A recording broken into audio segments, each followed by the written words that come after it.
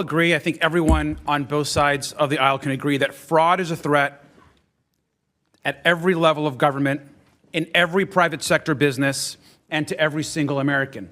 Fraud exists everywhere. But let's remember that some of the worst fraud and corruption is actually found at 1600 Pennsylvania Avenue. Republicans like to talk about fraud in states with Democratic governors, oftentimes exclusively. But Republicans also have a president who has pardoned or reduced jail time for 25 criminals convicted of fraud in this year alone. Now, some of these fraudsters have made also huge campaign contributions to Donald Trump.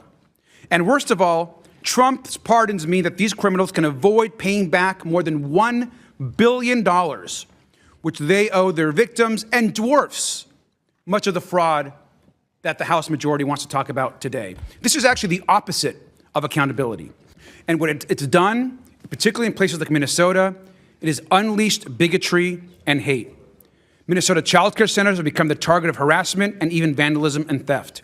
Parents are afraid to drop their kids off in the morning and go to work. This is an opportunity, again, to attack for the House majority and smear innocent people without evidence. If we cared about fraud, we'd be starting at the very top.